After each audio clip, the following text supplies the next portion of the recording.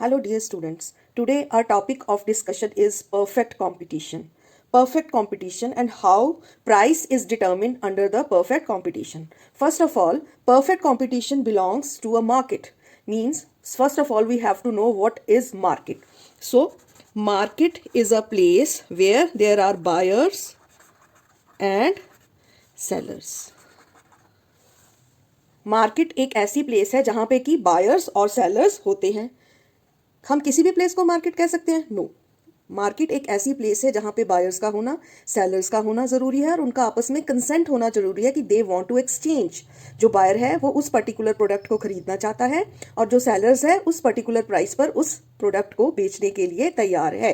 तो आज हमने बात करनी है how price is determined under perfect competition. Okay, लेकिन इससे पहले हमें ये जानना ज़रूरी है what is perfect competition.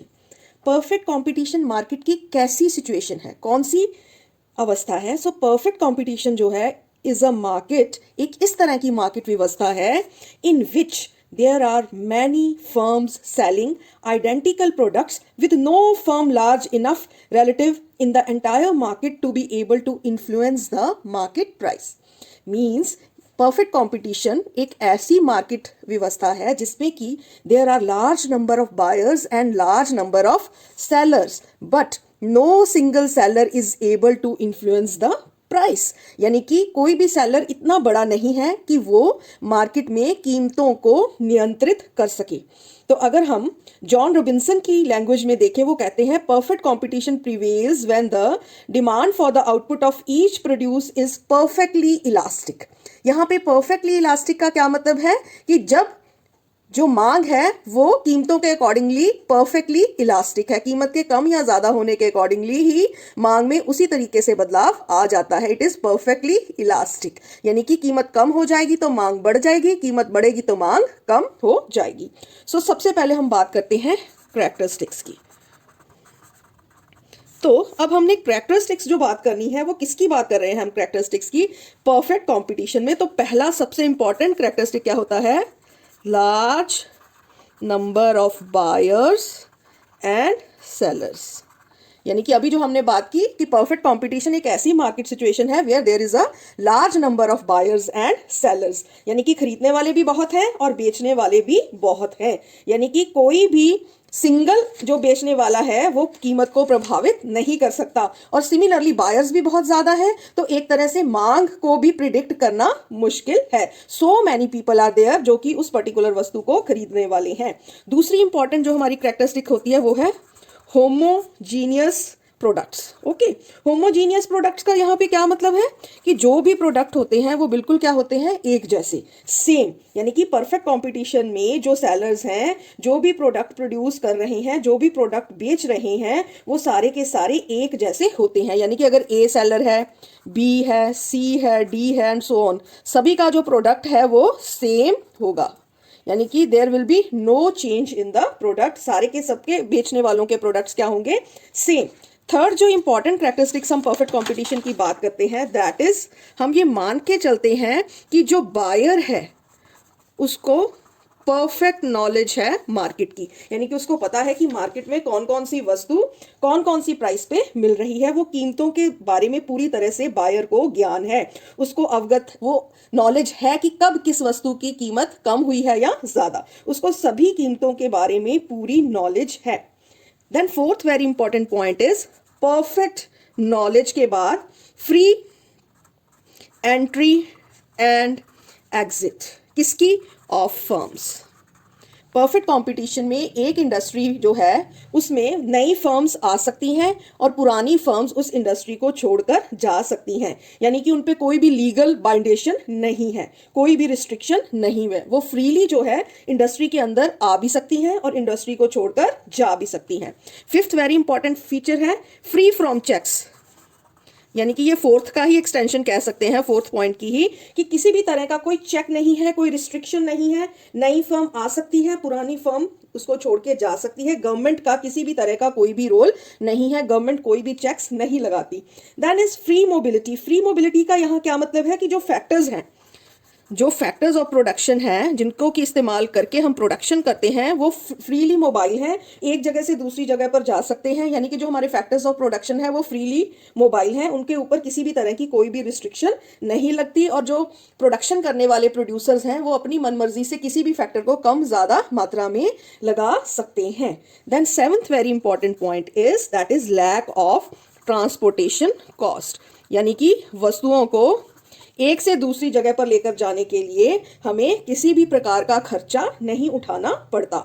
Next very important point is that is lack of selling cost. इसका मतलब है कि हमें अपने प्रोडक्ट को मार्केट में लॉन्च करने के लिए किसी भी प्रकार का कोई भी खर्चा यानी कि एडवर्टाइजमेंट नहीं करनी पड़ती परफेक्ट कंपटीशन के अंदर। क्यों नहीं करना पड़ता हमें ऐसा? बिकॉज सारे प्रोडक्ट्स क्या हैं? They are homogeneous. तो होमोजीनियस प्रोडक्ट्स के केस में हमें ऐसा करने की जरूरत नहीं है, क्योंकि सभी प्रोडक्ट एक जैसे हैं। यानी कि तो प्राइस भी सबकी क्या होगी? सेम। क्योंकि हमने क्या कहा था कि एक सिंगल प्रोड्यूसर जो है वो या सेलर जो है वो प्राइस को निर्धारित नहीं कर सकता। यानी कि प्राइस कैसे निर्धारित होगी वो हम आगे जाकर स्टडी करेंगे। यही हमारा आज का टॉपिक है कि how prices are determined under perfect competition. तो अगर हम ये जो पहले हमने 4 फीचर्स हैं इनको अगर हम देखें, large number of buyers, homogeneous products, perfect knowledge, free entry and exit, अगर ये 4 पॉइंट्स को हम कंसिडर करें फीचर्स को, तो ये एक प्योर कंपटीशन की सिचुएशन बन जाती है। और बाकी के अगर पॉइंट्स को भी ले लें तो दैट इज परफेक्ट कंपटीशन। अब आगे बहुत इंपॉर्टेंट पार्ट कि अब डिमांड कैसी रहती है, डिमांड कर्व और रेवेन्यू कर्व कैसा होता है परफेक्ट कंपटीशन के अंतर्गत। चलिए देख लेते हैं। एक्स एक्सिस पे हम आउटपुट लेते हैं और वाई एक्सिस पे हम लेते हैं अपनी रेवेन्यू को। ओके, अब हम कहते हैं कि प्राइस जो है that is determined by the industry according to the forces of demand and supply. यानी कि यहाँ पे जो परफेक्ट कंपटीशन में जो प्राइस है, ठीक है, that is always equal to marginal revenue. Average revenue और मार्जिनल रेवेन्यू दोनों सेम मानते हैं हम। तो अगर ये हमारा AR कर्व है, ये हमारा MR कर्व होगा। Why this? Because price is always equal to AR और AR किसके बराबर है? MR के। तो इस सिचुएशन में this will be our demand curve according to the price. Why this? Because यहाँ पे क्या है? Perfectly elastic. हमने मान के चले थे कि परफेक्टली इलास्टिक डिमांड है हमारी। यानी कि यहाँ पे क्या है? कीमत के अकॉर्डिंगली जितनी कीमत होगी उसके अकॉर्डिंगली हमारी डिमांड फिक्स हो जाएगी। और उसी के अकॉर्डिंगली हमारा जो आउटपुट है वो डिटरमिन होगा। तो बहुत ही ज़्यादा इंपॉर्टेंट जो कंक्लूजन यहाँ से निकलता है कि a firm under perfect competition is a price taker, not a price maker। यानी कि परफेक्ट कंपटीशन के अंतर्गत जो फर्म है उसको ये वाली प्राइस एक्सेप्ट करनी पड़ती है, जो कि किसके द्वारा डिटर्मिन होएगी? जो कि मार्केट में डिटर्मिन होएगी according to demand and supply. तो फर्म को, ये फर्म के केस में उसको हम ये प्राइस एक्सेप्ट करनी पड़ेगी। तो firm is a price taker, not maker। Reason क्या है? Because large number of sellers. What is the reason? Large number of sellers, पहला। दूसरा रीजन क्या है? Homogeneous products. जो प्रोडक्ट्स हैं वो क्या है? होमोजीनियस। ओके, तो इस केस में जो डिमांड कर्व है वो क्या होगा? परफेक्टली इलास्टिक, जैसे कि मैंने अभी आप लोगों को बताया। तो फिर प्राइस कैसे डिटरमिन होती है देख लेते हैं परफेक्ट कंपटीशन में। ये तो बहुत इंपॉर्टेंट क्वेश्चन हो गया कि कैसे प्राइस डिटरमिन होती है। मैंने अभी क्या बताया? Price is determine according to the forces of demand and supply. Okay, तो देख लेते हैं। प्राइसेस हैं अगर 5 4 3 2 1। 5 प्राइस पे डिमांड है, मान लीजिए 10, प्राइस कम हुई, डिमांड बढ़ गई। देन 30 40 50। सप्लाई देख लेते हैं। पहले हमारी प्राइस 5 पे, सप्लाई 50 थी। देन 40 30 20 10। इसमें जो सबसे इंपॉर्टेंट चीज देखने लायक है, यहाँ पे क्या है? Law of demand. मार्केट में कीमत क्या हो रही है? कम हो रही है। मांग क्या हो रही है? बढ़ रही है। कीमत 5 से 4 हुई, मांग 10 से 20। तो लॉ ऑफ डिमांड यहाँ पे क्या है? Law of supply. जब भी कीमत कम हो रही है तो सप्लाई भी कम हो रही है। तो यहाँ पे कौन सा रिलेशनशिप है? इनवर्स। और यहाँ पे कौन सा रिलेशनशिप है? पॉजिटिव। तो अब प्राइस डिटर्मिनेशन कहाँ होगी? मैंने कहा था जहां मांग और पूर्ति आपस में बराबर होंगी। तो that means 3 will be the equilibrium price. अगर डायग्राम से देखें हम, एक्स एक्सिस में हम क्वांटिटी डिमांडेड ले लेते हैं, क्वांटिटी ले लेते हैं, और वाई एक्सिस पे हम प्राइस लेते हैं। डिमांड कर्व क्या होगा, downward sloping from left to right.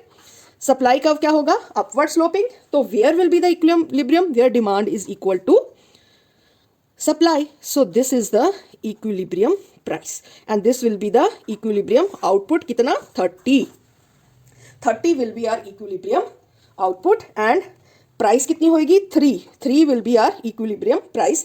कैसे डिटरमिन हुई, according two forces of demand and supply.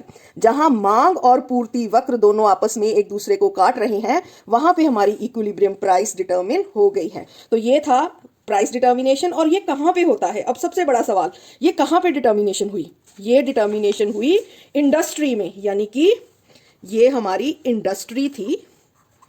Industry में क्या है, लार्ज नंबर ऑफ फर्म्स। सारी फर्म्स किसको बिलोंग करती हैं, इंडस्ट्री को। ओके, तो इंडस्ट्री में जो लार्ज नंबर ऑफ फर्म्स हैं उन सबकी ये डिमांड है, ये उन सबकी सप्लाई है। तो ये क्या हो गया, इक्विलिब्रियम। ये हो गई हमारी इक्विलिब्रियम प्राइस। यहाँ पे आउटपुट था यानी कि क्वांटिटी,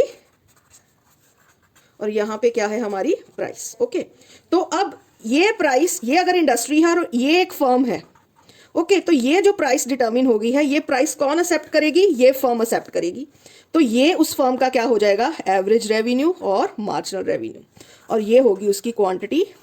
तो अगर मान लीजिए उसने जितनी भी क्वांटिटी प्रोड्यूस की है उसको इसी प्राइस पे उसको बेचना पड़ेगा। So this is the situation where firm has to accept the price which is determined by the industry according to the forces of demand and supply, according to the market forces where demand and supply equates to each other at point E.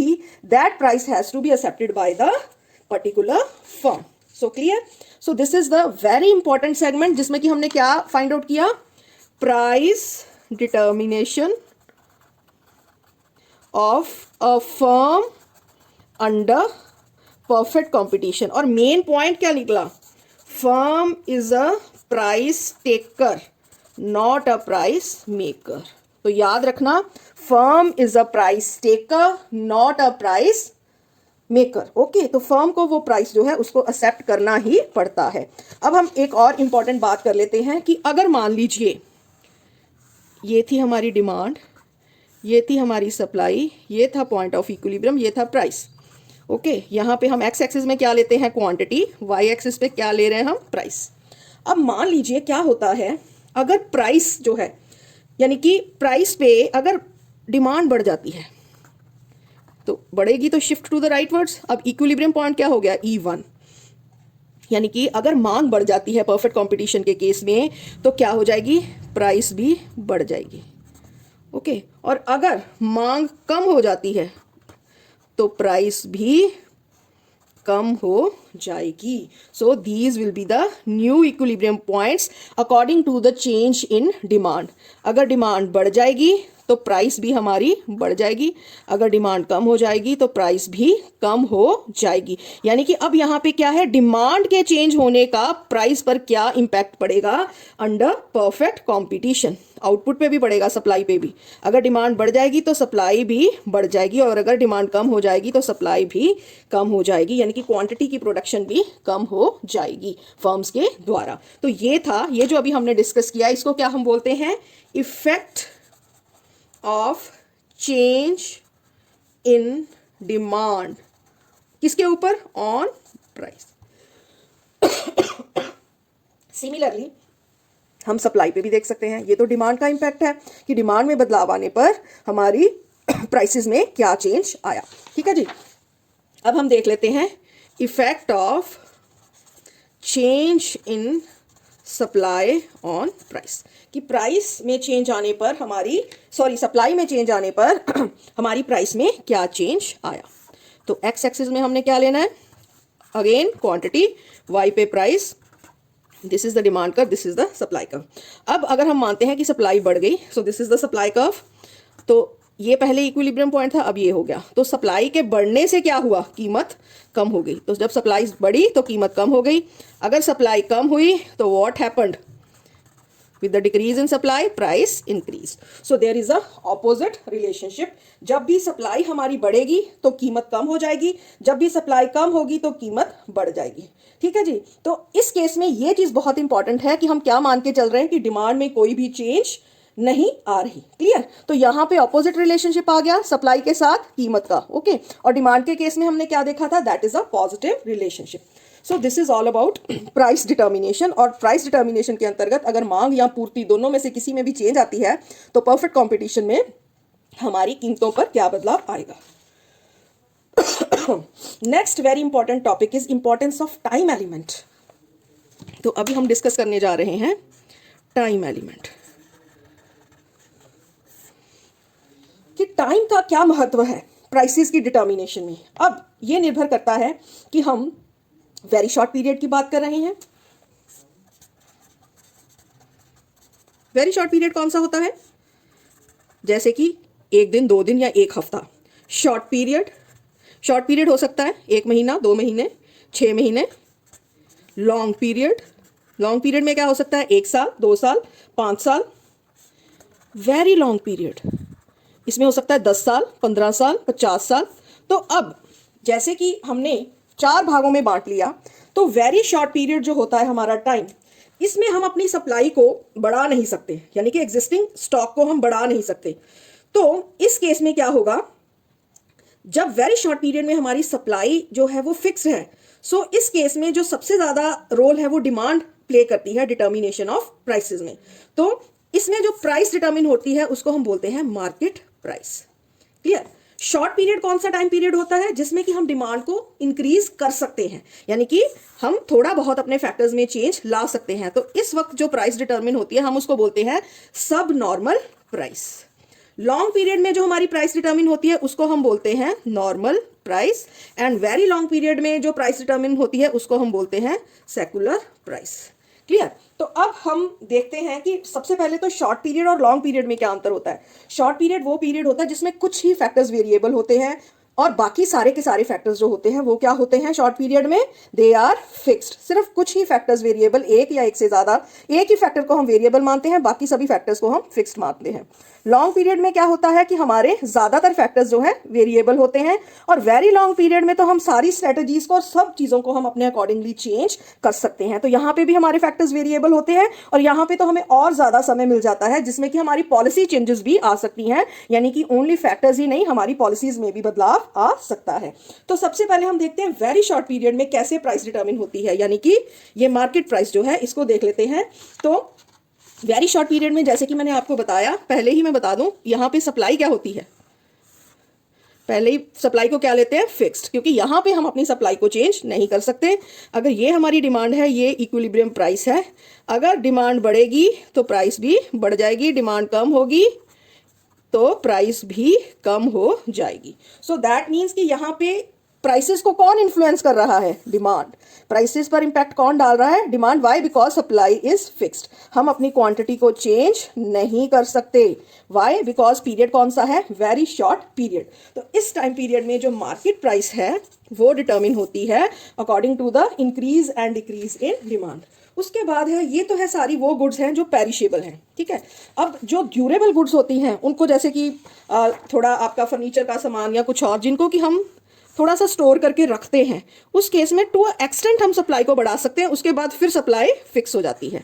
ये कौन सी goods है, durable goods के case की बात है। अगर demand यहां पे है, this is the equilibrium and this is the equilibrium price. Okay, तो यहां प्राइस है। तो अब इस लेवल तक तो जो हमारी सप्लाई है वो बढ़ जाएगी। ये देखिए, अगर क्वांटिटी 0 है, क्वांटिटी 1 हो गई डिमांड के बढ़ने के साथ। कीमत भी बढ़ी है, इस बात को ध्यान देना है, यानी कि कीमत भी बढ़ी है। यहाँ पे प्राइस हमारी P से P1 हो गई है डिमांड बढ़ने के बाद। इस लेवल के बाद जब भी डिमांड बढ़ेगी, प्राइसेस तो बढ़ेंगी, ये देखिए, लेकिन सप्लाई हमारी Q1 से ज्यादा नहीं होगी। सो ये कौन सा केस है, in the case of durable goods. इसको हम सब नॉर्मल प्राइस कहते हैं। पहली हमारी मार्केट प्राइस थी, ये कौन सी है, सब नॉर्मल प्राइस। ओके, अब हम बात कर लेते हैं नॉर्मल प्राइस। नॉर्मल प्राइस के केस में वही according to the forces of demand and supply. So ये जो प्राइस डिटर्मिनेशन है, this is normal price determination according to the forces of demand and supply. Clear? So this is the normal price. और ये normal price कब determine होती है, that is determine in the long run. So this is how price is determined under perfect competition.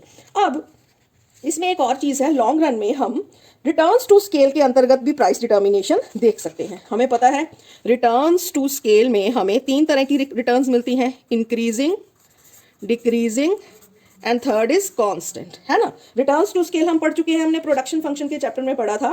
तो जब हमें increasing returns to scale मिलती हैं, डिमिनिशिंग रिटर्न्स टू स्केल या कांस्टेंट रिटर्न्स टू स्केल मिलती हैं, उसमें हमारी प्राइसेस का क्या सिचुएशन रहती है वो हम अपने नेक्स्ट लेक्चर में स्टडी करेंगे, जब हम स्टडी करेंगे equilibrium of firm under perfect competition. तो जब हम इक्विलिब्रियम को स्टडी करेंगे वहां पे हम लॉन्ग रन सप्लाई कर्व को भी स्टडी करेंगे, क्योंकि सेम इस टॉपिक को हम लॉन्ग रन सप्लाई कर्व जो है परफेक्ट कंपटीशन में कैसा रहता है उसके अंतर्गत इसी टॉपिक का हम इस्तेमाल करेंगे। तो ये सेम रेपिटेशन के साथ हम उसमें भी इसको डिस्कशन करेंगे।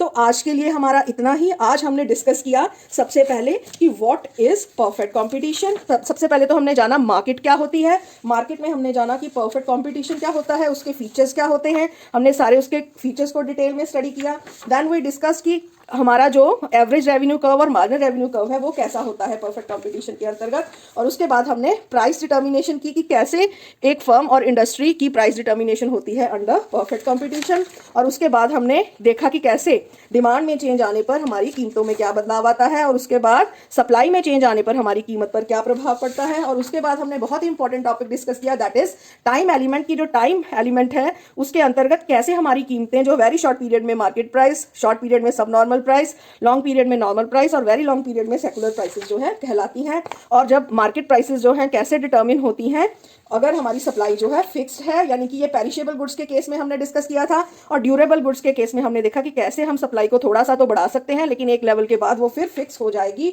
और फिर लास्ट में हमने डिस्कस की कि कैसे नॉर्मल प्राइस जो है वो डिटर्मिन होती है according to the forces of demand and supply. So this is all about today. Thank you.